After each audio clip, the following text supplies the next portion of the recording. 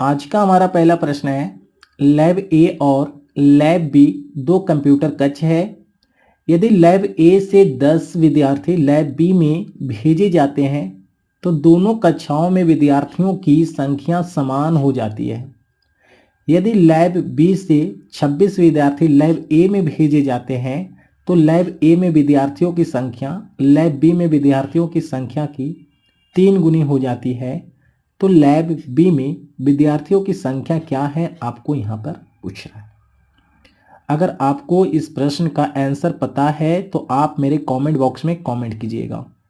तो मैं यहाँ पर बताने की कोशिश करता हूँ। दो लैब है ए और बी। मान लो लैब ए में x विद्यार्थी है और लैब बी में y। ठीक, बोला लैब ए से 10 विद्यार्थी कहाँ चला गया, लैब बी में। ठीक है, लैब ए से 10 विद्यार्थी लैब बी में चला गया तो ये दोनों आपस में बराबर हो गया। ठीक, अब यहाँ से क्या करेंगे, ये y को इधर लेके आएंगे, y हो जाएगा माइनस में और ये -10 उधर जाके प्लस में हो गया तो 10 10 20 हो जाएगा। ये हमारा इक्वेशन 1 बन के तैयार हो गया। सेम प्रोसेस करते हैं जरा सा दूसरे इक्वेशन बनाने के लिए। लैब ए में x विद्यार्थी, लैब बी में y विद्यार्थी। लैब बी से 26 विद्यार्थी कहाँ चला आया, लैब ए में चला आया, जिसके कारण क्या हुआ, लैब बी में जितने भी विद्यार्थी था उसका 3 गुना हो जाता लैब ए में। ठीक है, हम लोग इसको एक स्टेप आगे बढ़ाएंगे तो x हो गया माइनस में 3 गुने y, 3y प्लस में है, इधर आके माइनस में हो जाएगा 3y बराबर 26 गुने 3 कीजिएगा 78 हो गया और ये प्लस का 26 इधर जाके हो जाएगा माइनस का 26, अगर जोड़ दीजिएगा माइनस का 104 हो गया। ये हमारा इक्वेशन 2 हो गया। अब आगे क्या करना है आपको, इक्वेशन 1 और इक्वेशन 2 को आपस में घटाइएगा। तो घटाने से क्या होगा, ये x और ये x आपका कैंसिल हो जाएगा। ठीक है, ये कैंसिल हो जाएगा और ये 3y में से y चला गया, बचेगा 2y और बराबर में 104 और 20 दोनों आपस में जुटेगा 124 हो जाएगा। तो यहाँ से y बराबर आ गया 62। और y माने थे किसको हम लोग, और लैब बी में कितने कर्मचारी था तो उसी को y माने थे। तो y बी की विद्यार्थियों की संख्या कितना हो गया हमारा 62। ऑप्शन की बात करें तो ऑप्शन ए हमारा इस प्रश्न का राइट जवाब हो गया। ठीक है, देखते हैं अगले सवाल। अगला सवाल है हम लोग का, दिए गए पैटर्न का ध्यान पूर्वक अध्ययन करें और उस संख्या का चयन करें जो प्रश्नवाचक चिन्ह के स्थान पर आ सकता है। ठीक है, यानी कि यहाँ पर आपका 5 दिया हुआ है, 8 दिया हुआ है, 1 8 9 लिखा हुआ है। ठीक है, फिर 6 है, 7 है, 2 6 5 है, 7 है, 9 है। आपको यहाँ पर खाली जगह है, यहाँ पर क्या आएगा आपको बताना है। अगर आपको इसका आंसर पता है तो आप मेरे कमेंट बॉक्स में कमेंट कीजिएगा। मैं यहाँ पे बताता हूँ आपको।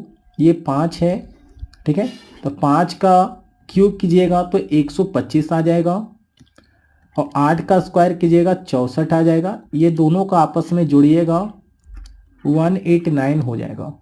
सेम प्रोसेस 6 का क्यूब कीजिएगा 216 हो गया, 7 का स्क्वायर कीजिएगा 49 हो गया, ये दोनों को जोड़िएगा 265 हो जाता है। सेम प्रोसेस आपको यहाँ करना है। 7 का क्यूब कीजिएगा 343 हो जाएगा, 9 का स्क्वायर कीजिएगा 81 और ये आपस में जोड़िएगा। ठीक है, तो ये आपका 424 हो जाएगा। आंसर की बात करें तो ऑप्शन 4 हमारा इस प्रश्न का सही जवाब। देखते हैं अगले सवाल। उस विकल्प का चयन करें जिसमें दी गई आकृति सन्निहित है। सन्निहित कहने का मतलब हुआ कि ये जो आपकी आकृति है, ये आकृति आपको इस 4 ऑप्शन में किस ऑप्शन के अंदर है आपको बताना है। ठीक है, तो ये देखो यहाँ पर जो सेम आकृति आपको यहाँ दिख रही है, ये सेम आकृति आपको यहाँ पर भी दिख रही है, ये सेम आकृति आपको यहाँ पर भी दिख रही है। यानी कि इस प्रश्न का सही जवाब ऑप्शन 3 हो जाएगा। ठीक है, अगला सवाल है हम लोग का, यदि दर्पण को निम्न आकृति के अनुसार AB पर रखा जाता है तो दी गई आकृति का दर्पण में निर्मित सही प्रतिबिंब का चयन करना है। यानी कि प्यारे साथियों, ये फिगर आपको दिया हुआ है, ये आपका दर्पण है। अब इस दर्पण में आपको बताना है कि ये जो वस्तु रखा हुआ है इसका प्रतिबिंब ये साइड बनने वाला है, तो कैसा प्रतिबिंब बनेगा। तो हम लोग जानते हैं दर्पण में जब भी देखते हैं दर्पण का जो नज़दीक में रहेगा वो सबसे पहले बनेगा। यानी कि यहाँ पर आपको D रखा हुआ है, इसका उल्टा होके B बन जाएगा। ये A रखा हुआ है तो यहाँ पर A बन जाएगा आपको इस तरह से, ठीक है, आपका ये बन जाएगा इस तरह से, ठीक है, ये आपका इस तरह से बनेगा। यहाँ पर C रखा हुआ है तो C बनेगा इस तरह से, यहाँ पे B रखा है तो यहाँ बन जाएगा D, और ये E आपका इस तरह से बन जाएगा, ठीक है। यानी देखा जाए तो हम लोग का ऑप्शन A इस प्रश्न का सही जवाब हो जाएगा, ठीक है। अगला प्रश्न है, यदि A प्लस B का अर्थ A B का पिता है, A@B का अर्थ है A B का भाई है, और A एंड B का अर्थ है A B की पुत्री है, तो निम्नलिखित व्यंजक के अनुसार P का भी से क्या संबंध है आपको बताना है। फटाफट यहाँ पर आप कमेंट बॉक्स में कमेंट कर सकते हैं। हमको इस व्यंजक से रिलेशन निकालना है P और V में, ठीक है। तो इसको क्या करेंगे, यहाँ पर S और P के बीच में प्लस है, और प्लस का मतलब होता है A B का पिता है। तो यहाँ पर हम कह सकते हैं S पिता है P का, S पिता है P का, तो P के ऊपर पिताजी को बैठाएंगे और पिताजी हैं तो प्लस कर देंगे, ठीक है।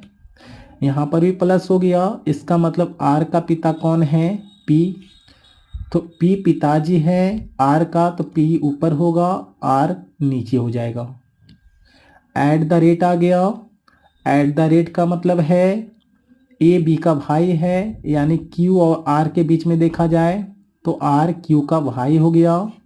R भाई है, मेल है, यानी प्लस, और सेम जनरेशन में, ठीक है, सेम पीढ़ी की बात हो रही है, भाई है तो सेम पीढ़ी की बात है, यहाँ पर सेम पीढ़ी रख दो। अब यहाँ पे एंड आ गया, और एंड का अर्थ होता है A B की पुत्री है, यानी Q जो है T की पुत्री है, Q है T का पुत्री, यानी ये पुत्री है किसका, तो कहिएगा सर T का, ठीक है।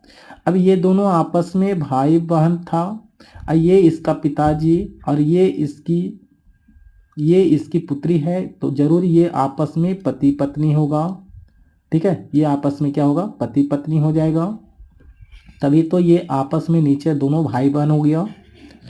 आगे फिर से एंड आ गया, यानी कि T जो है भी का पुत्री है, T क्या है, भी का पुत्री है। प्रश्न बोला था P का भी से, किससे, भी से, तो भी के तुलना में P कौन है आपको बताना है। तो अब यहाँ से देखा जाए तो भी का ये पुत्री है और ये पुत्री का पति है, यानी P जो हो गया भी का दामाद हो गया, भी का दामाद हो गया, यानी ऑप्शन 4 हमारा इस प्रश्न का सही जवाब है। चलते हैं अगले सवाल पे, और आपका अगला जो सवाल है लिखा हुआ है, उस विकल्प का चयन करें जो चौथी संख्या से उसी तरह से संबंधित है जैसे पहली संख्या दूसरी संख्या से संबंधित है और पांचवी संख्या छठी संख्या से। यानी ये जो पांचवी संख्या छठी संख्या से जिस तरह से संबंध है, पहली संख्या दूसरी संख्या से जो संबंध है, उसी तरह आपका चौथी संख्या से जो संबंध निकालना है तीसरी संख्या में।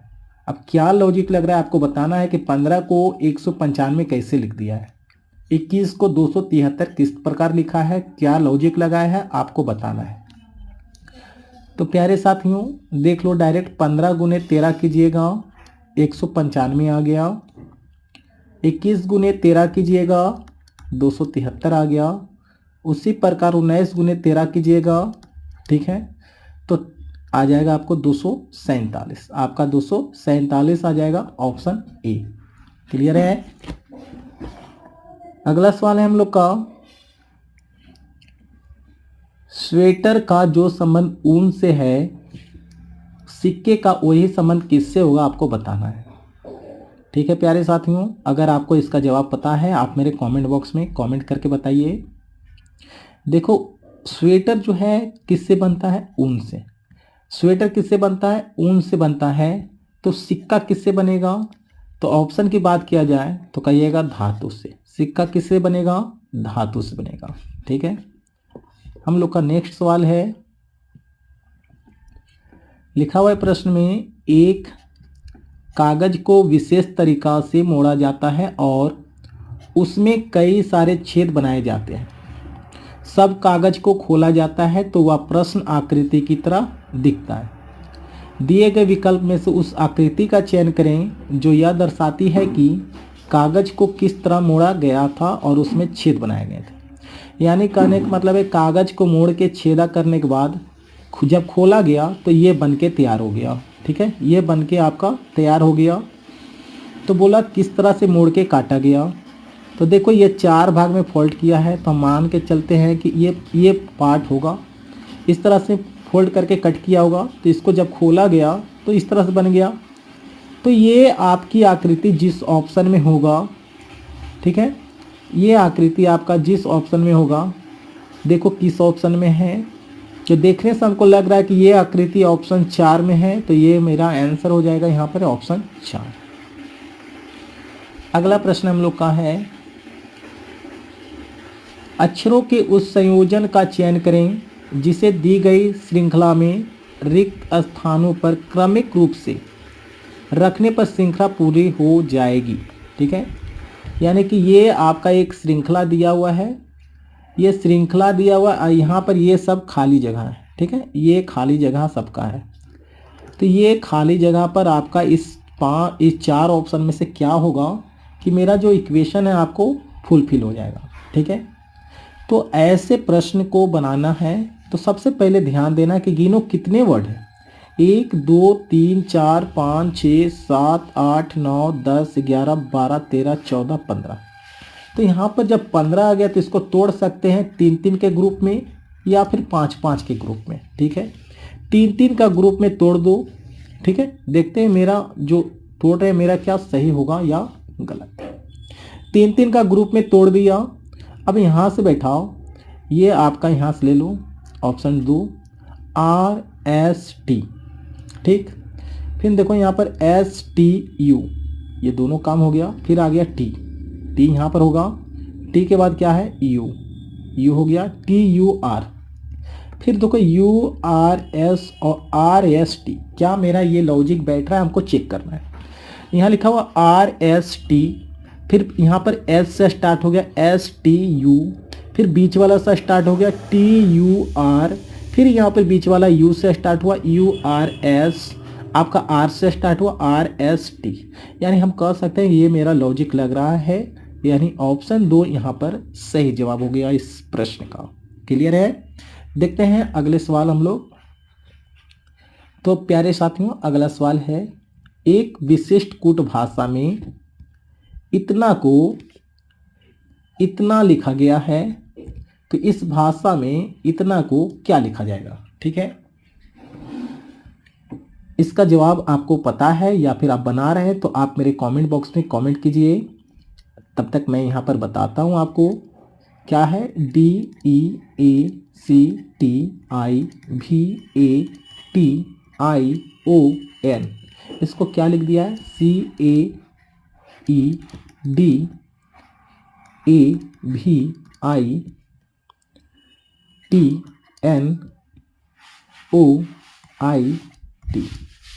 तो प्यारे साथियों देखने से लग रहा है कि ये मैं यहाँ पर ये 4 के गैप में तोड़ दिया, फिर यहाँ से मैं इस 4 का गैप में तोड़ दिया, और ये D को यहाँ पर लिख दिया है, और ये E को यहाँ पर लिख दिया है, A को यहाँ पर, और ये आपको C को यहाँ लिख दिया, यानी कि क्रॉस। ठीक है, क्रॉस करके लिख दिया है। T को देखो यहाँ लिख दिया है, I को यहाँ लिख दिया, V को यहाँ लिख दिया, A को यहाँ लिख दिया है। सेम काम किया है, T को यहाँ लिख दिया है, I को यहाँ पर, O को यहाँ पर और N को यहाँ पर। तो हम लोग यहाँ पर भी सेम कंडीशन लगाएंगे। ठीक है, सेम कंडीशन लगाया जाए तो यहाँ पर 4 भाग में इसको 1 2 3 4, 1 2 3 4, यहाँ तोड़ दिया। आई को सबसे पहले लिखेंगे, उसके बाद सी को लिखेंगे, फिर ए को लिखेंगे, फिर एफ को लिखेंगे। ठीक है, फिर ए को लिखेंगे, टी को लिखेंगे, आई को लिखेंगे, फिर एल को लिखेंगे। इसमें बात किया जाए तो एन को पहले लिखिएगा, फिर ओ, फिर आई, फिर टी। अब ये आपको देखो किस ऑप्शन में है, आई सी ए एफ। तो यहाँ पे देखो आई सी ए एफ है, ए टी आई एल है, एन ओ आई टी है, यानी ऑप्शन 4 हमारा इस प्रश्न का सही जवाब हो गया। ठीक है, वीडियो अच्छा लग रहा है तो लाइक कीजिएगा और सब्सक्राइब करना ना भूलें। प्रतिदिन आपको यहाँ पर जीडी का रीजनिंग का सेट करवाया जा रहा है, साथ में मैथ का भी सेट यहाँ पे चल रहा है इस चैनल पे, तो आप चैनल को सब्सक्राइब भी कर सकते हैं। आपका 11 नंबर प्रश्न है, उस सही विकल्प चयन करें जो दिए गए शब्दों को उस क्रम में दर्शाता है जिस क्रम में वे अंग्रेजी शब्दकोश में दिखाई पड़ते हैं। अंग्रेजी शब्दकोश का मतलब हुआ हमारा डिक्शनरी, यानी डिक्शनरी आप लोग देखे होंगे, तो डिक्शनरी में जो शब्द पहले आता है उसको पहले लिखते हैं, फिर बाद वाले को। सेम प्रोसेस यहाँ पे करना है। तो सभी का स्टार्टिंग आपका टी से हो रहा है, तो यहाँ पर आपको पता नहीं चलेगा कौन पहले आएगा कौन बाद में। टी के बाद सब में ए है तो अभी भी पता नहीं चल रहा है। फिर उसके बाद एम आ गया, सभी में एम है तो अभी भी पता नहीं चलेगा। उसके बाद ए सभी में है तो अभी भी नहीं पता चलेगा, लेकिन उसके बाद चेंज हो रहा है। पहला में क्या आ गया, एल आ गया, दूसरा में आ गया जी, तीसरा में आपका आ गया है आर, चौथे में आपका आ गया आर, और पाँचवें में आ गया बी। अब इस सारे वर्ड को देखो, अंग्रेजी वर्णमाला में सबसे पहली बार तो कौन आता है, तो कहिएगा स्टार्टिंग में बी, सबसे पहले बी आता है। यानी कि डिक्शनरी की बात करें तो पहले वाला 5 नंबर जो आपका वर्ड है सबसे पहले आएगा। बी के बाद कहिएगा जी आएगा, यानी 5 के बाद 2 आ जाएगा, और जी के बाद आएगा एल, यानी उसके बाद 1 आ जाएगा। ऑप्शन की बात करें तो 5 2 1 इसी ऑप्शन में है, यानी कि ऑप्शन 4 हमारा इस प्रश्न का सही जवाब हो गया। आते हैं हम लोग 12 नंबर क्वेश्चन पे। 12 नंबर क्वेश्चन कहता है, दिए गए विकल्पों में से उस संख्या का चयन कीजिए जो दी गई श्रृंखला में प्रश्न चिन्ह के स्थान पर प्रतिस्थापित हो सकती है। यानी कि ये जो आपका इक्वेशन दिया हुआ है, ठीक है, तो यहाँ पे प्रश्नवाचक जगह पे क्या आएगा। ये आपका एक सीरीज है, ठीक है, ये आपका एक सीरीज है, तो यहाँ पर क्या आएगा आपको बताना है।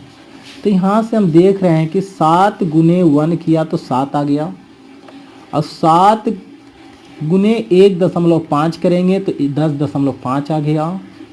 इसमें अगर मैं 2 से गुना कर दूं तो 21 आ गया, और इसमें अगर 2.5 से गुना कर दिया तो 52.5 आ गया। तो सेम प्रोसेस देखो, यहाँ पर 1 से गुना, यहाँ पर 1.5 से, यहाँ पे 2 से, यहाँ 2.5 से, तो अगला जो गुना होगा हम लोग का 3 से गुना होगा, और 3 से गुना कीजिएगा तो हमारा आ जाएगा 157.5। यानी कि ऑप्शन की बात करें, ऑप्शन 3 हमारा इस प्रश्न का सही जवाब है। अगला प्रश्न है हम लोग का 13 नंबर। लिखा है, दिए गए विकल्पों में से वह संख्या चुने जो निम्नलिखित श्रृंखला में प्रश्नवाचक चिन्ह के स्थान पर आ सकता है। यानी कि फिर से वही कंडीशन हो गया, जस्ट पहले वाले प्रश्न की तरह। 3 है, 15 है, 60 है, 180 है, यहाँ पर क्या आएगा बताना है। तो यहाँ से हम देख रहे हैं 3 को 15 लिख दिया है गुना 5 करके, 15 को 60 लिख दिया है गुना 4 करके, और 60 का 180 लिख दिया है गुना 3 करके। तो देखो लॉजिक लग गया, यहाँ पे 5 से गुना, 4 से गुना, 3 से गुना, यानी घट रहा है तो यहाँ पर 2 से गुना हो जाएगा, और 180 गुने 2 करेंगे तो 360 हो जाएगा। यानी कि यहाँ पर जो ब्लैंक था वहाँ पर आपका 360 आ जाएगा। ऑप्शन 3 क्लियर है। चलिए अगला क्वेश्चन 14 नंबर क्वेश्चन पर। आपका 14 नंबर जो प्रश्न है लिखा हुआ है, उस वेन आरेख का चयन कीजिए जो निम्न वर्गों के मध्य के संबंध में सर्वश्रेष्ठ निरूपित करता है। यानी वाहन, ट्रक और कार में क्या संबंध है आपको बताना है। ठीक है, तो एक वाहन के लिए मान लो, भी से वाहन हो गया, एक आपको ट्रक के लिए मान लो और एक आपको कार के लिए मान लो। ठीक है, ये सभी को आपस में संबंध को बताना है। तो वाहन यानी कि ट्रक भी एक वाहन हो गया और कार भी एक वाहन हो गया। यानी वाहन जो मान के चलो तो वाहन हो जाएगा इतना बड़ा मान लो। अब इसी में ट्रक भी आ जाएगा क्योंकि ट्रक भी एक वाहन है, और कार भी आ जाएगा इसी में। ये दोनों आपस में कोई संबंध नहीं है, इसलिए आपका ऑप्शन 4 इस प्रश्न का सही जवाब है। क्लियर है यहाँ तक? प्रतिदिन आपको यहाँ पर जीडी का रीजनिंग और मैथ का सेट चलाया जा रहा है। आप मेरे चैनल को सब्सक्राइब कर सकते हैं। हमारा जो 15 नंबर क्वेश्चन है लिखा हुआ है, उस विकल्प का चयन कीजिए जिसका तीसरे पद से वही संबंध है जो दूसरे पद का पहले पद से। यानी दूसरे पद का संबंध पहले पद से वही होगा जो आपका तीसरे पद से चौथे का होगा। तो यहाँ पर चौथा पद क्या होगा आपको निकालना है। ठीक है, तो जरा सा मैं देखना चाहूँगा, मैं इसको, ये आपको लिखा हुआ है। ठीक है, यहाँ पे लिखा हुआ है OBTZUJ।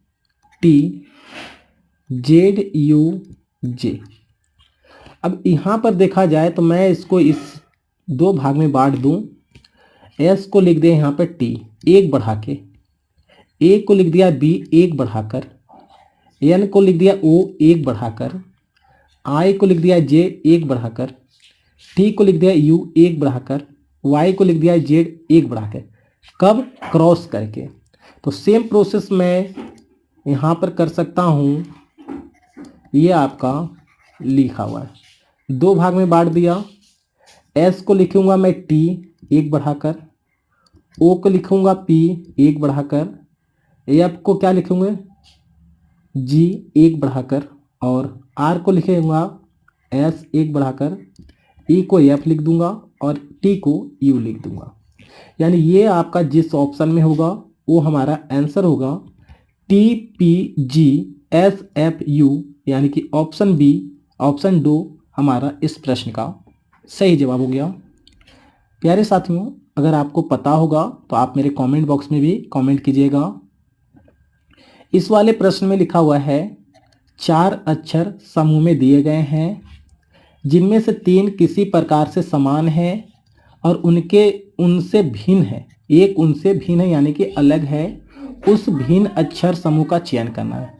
यानी इस 4 ऑप्शन में 3 ऑप्शन आपका एक जैसा है, एक ऑप्शन सबसे अलग है, आपको बताना है। तो यहाँ देखो P से भी आ गया, कितना बड़ा? तो कहिएगा QRSTU, 6 का वृद्धि हुआ यहाँ पर। अब भी से Y लिख दिया है WXY, 3 बढ़ाकर। ठीक है, यहाँ पर देखा जाए F से L लिख दिया है 6 बढ़ाकर, और L से O लिख दिया है 3 बढ़ाकर। ठीक है, यहाँ दोनों में लॉजिक सेम लग गया है। इसमें लॉजिक का देखा जाए तो G से M लिख दिया है, HIJKLM 6 बढ़ाकर लिखा है, और M से Q लिख दिया है NOPQ, यहाँ पर 4 का वृद्धि हुआ। ये दोनों में 6-3, इसमें 6-4 का वृद्धि हो गया। इसमें चेक करते हैं तो L से R लिखा है 6 बढ़ाकर, R से U लिख दिया है 3 बढ़ाकर। यानी ये सारे में लॉजिक सेम लगा, लेकिन इसमें लॉजिक अलग लग गया है। यानी ये आपका जो आपका ये चारों में से सबसे अलग है, ये हमारा आंसर हो गया। ठीक है, देखते हैं 17 नंबर क्वेश्चन। तो प्यारे साथियों, 17 नंबर क्वेश्चन आपका साइलोलिज्म का है, कथन निष्कर्ष है। तो इसको हम लोग डायग्राम से बनाएंगे। यहाँ लिखा हुआ है कि कुछ टैबलेट स्मार्टफोन है। तो मान लो कुछ टैबलेट है, T4 टैबलेट। ठीक है, कुछ टैबलेट है आपका स्मार्टफोन, यानी इतना जो पार्ट है दोनों में कॉमन है। फिर लिखा है सभी स्मार्टफोन मोबाइल फ़ोन है, यानी कि जो भी स्मार्टफोन है सब का सब कहाँ हो जाएगा? मोबाइल फ़ोन है, यानी मोबाइल फ़ोन के अंदर चला जाएगा। ये आपका डायग्राम बन जाएगा इस तरह से। इसका निष्कर्ष अब ध्यान देना है। लिखा हुआ है कुछ मोबाइल फ़ोन टैबलेट है, तो कहिएगा हाँ, इतना जो पार्ट है मोबाइल फ़ोन टैबलेट में घुसा हुआ है, तो कुछ मोबाइल फ़ोन आपका टैबलेट हो जाएगा, ये सही है। अगला निष्कर्ष है कुछ मोबाइल फ़ोन स्मार्टफोन है। तो कहिएगा सर जो स्मार्टफोन है सारा का सारा स्मार्टफोन अगर मोबाइल हो गया, सारे के सारे मोबाइल फ़ोन का अंदर ही है, तो ये इतना जो पार्ट है स्मार्टफोन का ये भी तो मोबाइल हो गया। तो कुछ मोबाइल स्मार्टफोन हो सकता है, ये भी मेरा आंसर सही है। यानी ऑप्शन की बात करें तो ऑप्शन 2 देख लेना, निष्कर्ष 1 और 2 दोनों अनुसरण करते हैं। ठीक है, चलते हैं अगले सवाल पर। देखो अगला जो प्रश्न है 18 नंबर लिखा हुआ है, एक ही पासे की दो अलग अलग स्थितियां दर्शाई गई है जिनके 6 पृष्ठ 1 से लेकर 6 तक की संख्या अंकित की गई है। उस संख्या का चयन करें जो 6 वाले पृष्ठ के विपरीत पृष्ठ पर होगा। यानी हमको ऐसी एक संख्या पता करना जो 6 का विपरीत में होगा। ठीक है, तो डाइस वाले प्रश्न में इस तरह का 2 फिगर आपको दिखाई देगा, 3 भी दिखाई देगा, 4 भी दिखाई देगा। ठीक है, तो इस दोनों में कुछ ना कुछ एक संख्या कॉमन होगा। तो यहाँ पर कॉमन आपका 5 है। ठीक है, तो पहली आकृति से 5 ले लिया, उसके बाद हम लोग को क्लॉकवाइज डायरेक्शन में घूमना है। तो 5 के बाद 3 और 3 के बाद 2 यहाँ पर लिख दिया। ठीक है, 5 के बाद 3 और 3 के बाद 2। सेम प्रोसेस करना है सेकेंड वाली आकृति में, 5 के बाद 1 और 1 के बाद 4। तो 5 के बाद 1 और 1 के बाद 4 लिख दिया। अब देखो यहाँ पर क्या हुआ कि ये दोनों आपस में अपोजिट हो जाता है, ये दोनों भी आपस में अपोजिट है। अब डायस में हमें संख्या 1 से लेकर 6 तक ही है, 5 2 बार आ गया, 6 हटा हुआ है तो यहाँ पर 6 लिख देंगे। यानी कि ये दोनों भी आपस में उल्टा हो गया। तो पूछा है प्रश्न में 6 के विपरीत, तो 6 के विपरीत हमारा 5 हो गया जो आपका ऑप्शन 4 में है। क्लियर है यहाँ तक? देखते हैं अगले सवाल।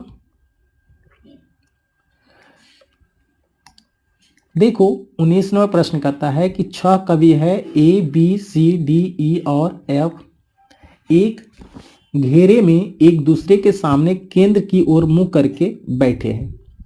ए जो है ई के सामने बैठा है, एफ ई के पास में बैठा है, ए सी के पास में बैठा है, बी डी के ठीक दाएं बैठा है, सी बी के सामने बैठा है। तो बी के बाएं 5वें स्थान कौन सा बैठा है आपको बताना है। तो इस तरह का जब भी सर्किल का प्रश्न आए, ठीक है, तो आप इस तरह से बना लेना है। कितने आदमी है? 6 आदमी है, 6 आदमी को बैठाना है। ये आपके सबका जगह फिट कर दिया। अब जो बोला था कि ए जो है ई के सामने बैठा है, तो पहले मैं ई को बैठा देता हूँ और इसके सामने यहाँ पर हो गया ए बैठ गया। ठीक है, दूसरा लाइन में लिखा था एफ जो है ई के पास में बैठा है, ई के पास में बैठा एफ यहाँ भी बैठ सकता है और एफ यहाँ भी बैठ सकता है। ठीक है, दोनों में से किसी एक जगह पे एफ बैठेगा। ए सी के पास में बैठा है, यानी कि ए भी जो व्यक्ति है सी के पास में बैठा है, यानी सी यहाँ पर भी हो सकता है और सी यहाँ पर भी हो सकता है, किसी एक जगह पर होगा। ठीक है, बी जो है डी के ठीक दाएं बैठा है, बी कहाँ है? डी के दाएं बैठा है। और सी जो है बी के सामने बैठा है, सी कहाँ है? बी के सामने बैठा है। अब बी जो है डी के ठीक दाएं, यानी मैं यहाँ पर बी को बैठा दूँ, यहाँ पर मैं बी को बैठा दूँ, तो बी जो है डी के ठीक दाएं बैठा है। तो अगर मैं यहाँ पर डी को बैठा दूँ, ठीक है, तो डी के ठीक दाएं ना, मतलब ये सब केंद्र की तरफ देख रहा है, तो इसका दाएं इधर होगा। और बी जो है डी के दाएं तरफ बैठ गया। ठीक है, फिर यहाँ लिखा था कि सी जो है बी के सामने बैठा है, बी के सामने कौन बैठा है? सी बैठ गया है आराम से, और ये एफ आपका यहाँ पर हो गया। यानी ये जो आपका सिटिंग अरेंजमेंट था मैं बैठा दूंगा। तो बी के बाएं, कहाँ? बाएं 5वें स्थान पे कौन है? तो बी यहाँ पर है, केंद्र की तरफ देख रहा है, तो इसका बायां इधर होगा। अब 5वें स्थान पे बोला है तो पहला, दूसरा, तीसरा, चौथा, 5वां, यानी मेरा आंसर यहाँ पर हो गया ऑप्शन 4। ऑप्शन 4 यानी कि ई मेरा सही जवाब हो गया। क्लियर है? चलते हैं अगले सवाल पर, और ये हमारा अगला सवाल है। लिखा हुआ है प्रश्न में, अप्रीता, चेतन, इंसिया, लोहिता, मानवी और युक्ति किसी गोल मेजे पे परिता केंद्र की ओर अभिमुख होकर बैठे हुए। यानी अभिमुख मतलब कि केंद्र की तरफ सब मुंह करके बैठा हुआ है। सेम प्रश्न अभी इससे जस्ट पहले हम लोग बना चुके हैं। 6 आदमी को बैठाना है, ठीक है, 6 आदमी को इस तरह से हम बैठाएंगे। ठीक, चेतन ठीक मानवी के दाएं पड़ोस में है। चेतन कहाँ है? मानवी के दाएं। तो मैं क्या करता हूं, पहले मैं मानवी को बैठा देता हूं, मानवी। ठीक है, इसके दायां, तो दायां इसका इधर होगा क्योंकि सब तो केंद्र की तरफ देख रहा है, तो इसका दायां इधर होगा। तो जस्ट इसके बगल में कौन बैठा है? चेतन। बैठा दिया। अप्रिता ठीक इंसिया और युक्ति के बीच में है। ठीक है, अप्रिता कहाँ है? इंसिया और युक्ति के बीच में है। युक्ति ठीक मानवी, ठीक है, किसका? मानवी। मानवी के दाएं और दाएं दूसरे स्थान पर है। ठीक है, युक्ति क्या है? मानवी की दाएं, तो ये मानवी था। ठीक है, इसकी दायां इधर होगा, पहला दूसरा। दूसरे स्थान पे कौन है? मानवी के दाएं दूसरे स्थान पर है युक्ति। तो ये आपका हो गया यहाँ पर युक्ति। ठीक है, और ये आपका यहाँ पर लिखा हुआ था कि अप्रिता जो है ठीक इंसिया और युक्ति के बीच में। तो जब युक्ति यहाँ पर हो गया तो इंसिया यहाँ पर होगा, इंसिया यहाँ पर होगा, और इसके बीच में कौन हो गया? ये इसके बीच में था मानवी, ये इसके बीच में था अप्रिता। ठीक है, अप्रिता इंसिया और युक्ति के बीच में थी, तो यहाँ पर हो जाएगा अप्रिता। क्लियर हो रहा है? बैठाना है किस तरह से, आपको पढ़ते जाना है, साथ में बैठाते जाना है। ठीक है, लोहिता और अप्रिता के बीच में कौन है? देखो यहाँ पर एक व्यक्ति बच गया है, तो यहाँ पर आपका 6 नाम दिया हुआ था, उसमें से 5 तो बैठा दिया हूँ मैं, एक बचा हुआ था, उसको नाम यहाँ पर है लोहिता, उसको भी बैठा दिया। अब प्रश्न में पूछा है कि लोहिता और अप्रिता के बीच में, तो लोहिता यहाँ हो गया, अप्रिता यहाँ हो गया, उसके बीच में कौन है? इंसिया। उसके बीच में कौन है? इंसिया, यानी कि ऑप्शन 2 इस प्रश्न का सही जवाब हो गया। क्लियर है प्यारे साथियों? देखो, मैं यहाँ पर आपको सिखाने की उम्मीद से आया हूँ और आप यहाँ पर सीख के जाइएगा इस चैनल पे। ठीक है, लिखा हुआ प्रश्न में दिए गए विकल्पों में से उस आकृति का चयन करें जो निम्नलिखित श्रृंखला प्रश्नवाचक चिन्ह के स्थान पर आएगा। यानी कि यहाँ पर कौन सा फिगर आएगा, इस 4 में से आपको बताना है। तो यहाँ पर देखो, एक बॉक्स है, यहाँ 2 बॉक्स हो गया, यहाँ 3 बॉक्स हो गया, यहाँ पर 4 बॉक्स होगा। ठीक है, क्लियर है? 4 बॉक्स सभी में है। नीचे ब्लैक है, फिर नीचे वाइट है, फिर ब्लैक है, फिर वाइट है, फिर ब्लैक है। तो नीचे वाइट है, ब्लैक है, वाइट है, ब्लैक है, white black, white black, white black, white black. लेकिन ये देखो ब्लैक से स्टार्ट है, ये ऑप्शन तो ऐसे भी गलत हो गया। अब यहाँ पे देखा जाए तो पूरा डार्क है यहाँ पर, फिर ब्लैंक है, फिर डार्क है, फिर ब्लैंक होगा। तो ब्लैंक ये डार्क वाला तो होगा नहीं, तो बच्चा एक ऑप्शन, ऑप्शन 3 हमारा इस प्रश्न का सही जवाब। क्लियर है? वीडियो अच्छा लग रहा है प्यारे साथियों तो लाइक कीजिए और आनंद लीजिए। यहाँ पे प्रतिदिन आपको एसएससी जीडी का रीजनिंग चलेगा। ठीक है, देखते हैं 22 नंबर क्वेश्चन कहता है किसी कुड भाषा में जिंजर को 30-30 लिखा गया और रेडिस को 23-36 के रूप में लिखा जाता है, तो सिख उस भाषा में टोमेटो को क्या लिखा जाएगा, पूछ रहा है। तो अब जरा सा यहाँ पर ध्यान दो, जिंजर ये क्या है? जिंजर को अगर मैं 2 भाग में बांट दूं, जी का मान होता है 7, आई का मान होता है 9 और एन का मान होता है 14। सबको जोड़ दिया जाए तो यहाँ पर हो जाता है 30। ठीक है, यहाँ पर देखा जाए जी का मान होता है 7 प्लस ई का मान होता है 5 प्लस आर का मान होता है 18। यहाँ भी सबको जोड़िएगा तो हो जाएगा 30, यानी 30 को लिख दिया 30-30। ठीक है, सेम लॉजिक लगेगा क्या? यहाँ पर देखते हैं, इसको भी 3 में 2 भाग में बांट दिया हूँ। आर का मान होता है 18, ए का मान होता है 1 और डी का मान होता है 4। यहाँ पर जोड़िएगा तो यहाँ पर आ जाता है 23। ठीक है, सेम प्रोसेस, आई का मान होता है 9, एस का मान होता है 19 और एच का मान होता है 8। यहाँ पर सबको जोड़िएगा तो आ जाता है 36, यानी 23 और 36। सेम लॉजिक लग गया, तो इसको भी मैं 2 भाग में बांटूंगा। टी का मान होता है 20, ओ का मान होता है 15, एम का मान होता है 13। ठीक है, सबको जोड़िएगा यहाँ पर तो आ गया 48। उसी तरह यहाँ पर ए का मान होता है 1, टी का 20 और ओ का 15। यहाँ पर सबको जोड़िएगा आ गया 36, यानी 48-36 देखा जाए तो ऑप्शन 4 हमारा इस प्रश्न का सही जवाब। क्लियर है यहाँ तक? देखते हैं 23 नंबर प्रश्न हम लोग का। देखो यहाँ पे 23 नंबर प्रश्न कहता है कि ए का अर्थ है प्लस, बी का अर्थ है माइनस, सी का अर्थ है गुना, डी का अर्थ है भागा, तो दिए गए व्यंजन का मान क्या होगा? यानी कि इसको सॉल्व करना है। तो इसको सॉल्व करना है तो एक जहाँ है वहाँ पर आपको प्लस कर देना है, सी जहाँ पर है वहाँ पर आपको गुना कर देना है, बी की जगह माइनस करना है, बी की जगह माइनस करना है, ए की जगह आपको प्लस करना है और डी की जगह भाग करना है। ठीक है, इस तरह से करना है। अब सबसे पहली बात तो हमको ब्रैकेट को सॉल्व करना है। तो यहाँ हम लिख सकते हैं 12 प्लस 9 गुने, इसको सॉल्व किया जाए तो 17 में से 6 गया 11, फिर से बी का जगह माइनस हो गया, यहाँ पे 24 हो गया, ये प्लस हो गया, ये भाग था तो 7 से कटेगा नहीं। ठीक है, हाँ 7 से कटेगा, 7 चौके 28, ये 4 हो गया। अब इसको सॉल्व करना आसान हो गया, ये 12 प्लस 99 माइनस का 20, यहाँ सॉल्व कीजिएगा तो यहाँ से सॉल्व करने के बाद मेरा आंसर आ जाएगा 91, जो आपका ऑप्शन 1 में है। ठीक है, देखते हैं अगले सवाल। तो देखो हमारा अगला जो सवाल है 24 नंबर लिखा हुआ है, एक निश्चित कूट भाषा में इसको इतना लिखा गया है, इसको इतना लिखा गया है, तो उसी कूट भाषा में इसको क्या लिखा जाएगा आपको बताना है। जरा ध्यान दीजिए कि इसको इतना कैसे लिखा गया, आपको लॉजिक चेक करना है। ठीक है, अगर आपको पता है तो आप मेरे कमेंट बॉक्स में कमेंट करके बताइए। मैं यहाँ पे बताता हूँ क्या किया है। यहाँ पर देखो ये सारा वर्ड यहाँ पर भी लिखा हुआ है, सेम वर्ड इसका यहाँ पर लिखा हुआ है, तो सेम वर्ड इसका यहाँ पर भी होगा। लेकिन क्या किया है कि ये अल्फ़ाबेटिकल लेके चल गया, अंग्रेजी वर्णमाला में छोटा से बड़ा की तरफ, यानी कि ABCD इस तरह से लिखा है। जो सबसे छोटा है उसको पहले लिखा है, उसके जस्ट बड़ा उसके बाद में लिखा है।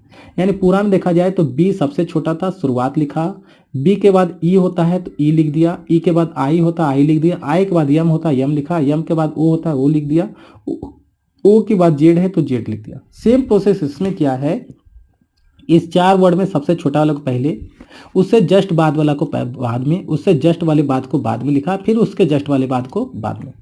तो यहाँ पर देखा जाए तो सबसे छोटा इसमें C हो गया, अब C के बाद यहाँ पर D हो गया, D के बाद O हो जाएगा, O के बाद P हो गया, अब P के बाद R हो गया, R के बाद T हो गया और T के बाद E हो गया। ये आपका जिस ऑप्शन में होगा वो हमारा आंसर हो गया, यानी कि ऑप्शन 1 देख लो इस प्रश्न का क्लियर है। क्लियर है यहाँ पर? अगला प्रश्न देखते हैं। ये हमारा अगला प्रश्न है, दिए गए विकल्पों में से उस अक्षर समूह का चयन कीजिए जो निम्न श्रृंखला में प्रश्नवाचक चिन्ह के स्थान पर आ सकता है। यानी ये आपका एक लॉजिक लगा हुआ है, एक सीक्वेंस है। ठीक है, सेम सीक्वेंस है, चलते हुए यहाँ पर कौन सा वर्ड आएगा आपको बताना है। तो पहले लेटर को पहले लेटर से तुलना किया जाए तो देखा जाए M को Q लिख दिया है 4 बढ़ा के, कितना 4 बढ़ा के, Q को U लिख दिया है 4 बढ़ा के, U को Y लिख दिया है 4 बढ़ा के, तो अगला जो आएगा वो भी 4 बढ़ा के आएगा। ठीक है, तो ZABC यहाँ पर जो भी होगा क्या होगा, C हो जाएगा। ठीक है, R को दूसरे लेटर को दूसरे से देखा जाए तो R को भी लिख दिया है, कितना बढ़ाया STUB, यहाँ भी 4 बढ़ा, यहाँ भी 4 बढ़ा, यहाँ भी 4, तो यहाँ भी 4 होगा। ठीक है, यानी कि यहाँ पर आ जाएगा आपका H। क्लियर है? अब भी से Z की बात किया जाए तो WXYZ, यहाँ भी 4 का वृद्धि, यहाँ भी 4 का वृद्धि, यहाँ भी 4 का वृद्धि, तो यहाँ भी 4 का वृद्धि होगा। ठीक है, और जैसे ही 4 का वृद्धि कीजिएगा तो आ जाएगा हमारा L, यानी कि CHL ऑप्शन B हमारा इस प्रश्न का क्लियर है। देखो प्यारे साथियों, अगर ये वीडियो आपको अच्छा लगा है तो आप मेरे वीडियो को लाइक कीजिए, साथ में अपने दोस्तों में शेयर कीजिए और चैनल को भी सब्सक्राइब कर लीजिएगा। तो आज के लिए बस इतना ही, फिर मिलेंगे अगले वीडियो में, तब तक के लिए धन्यवाद। जय हिंद, वंदे मातरम।